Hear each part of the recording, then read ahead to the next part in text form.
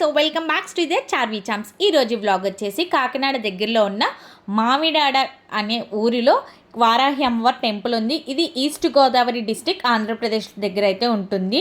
ఇంట్లో అయితే వారాహి అమ్మవారు ఉన్నారన్నమాట. సో మా అత్తయ్య గారు వాళ్ళందరూ కూడా వారాహి అమ్మవారిని చాలా బాగా నమ్ముతారు. సో వెళ్ళగానే మాకైతే పసుపు కొమ్మలు అయితే చేతిలో పెట్టారు. అలాగే ఇక్కడ మధ్యాహ్నం 12ంటికి రాహు పూజలన్నీ చేస్తారంట.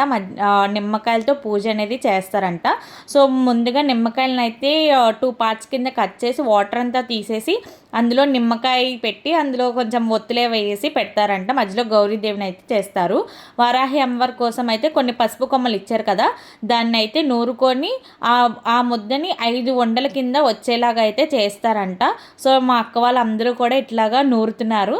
అట్లాగే ట్యూస్డే అండ్ సాటర్డే కూడా అక్కడ భోజనాలు అయితే పెడతారంట. ఆ ప్లేస్లో అయితే వాళ్ళ ఇంట్లోనే అమ్మవారు అయితే ఉంటారు.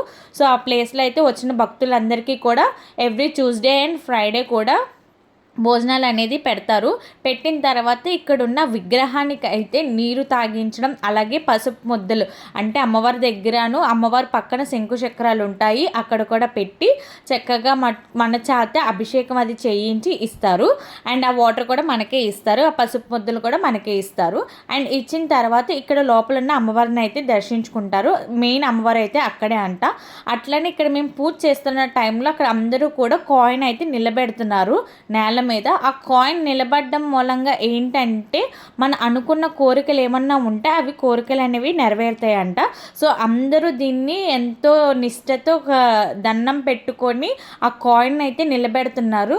కాయిన్ కొంతమందికి తొందరగా నిలబడుతుంది, కొంతమందికి అయితే టైం పడుతుంది. సో ఆ టైం పట్టేది ఏంటంటే మనకి అనుకున్న కోరిక కొంచెం టైం పడుతుందని, ఫాస్ట్గా కోరిక అనుకున్నది అవుతుందంట. సో అట్లాగా అమ్మవారిని అయితే దర్శించుకున్నాం. Thanks for watching. Please do subscribe for more videos. Thank you.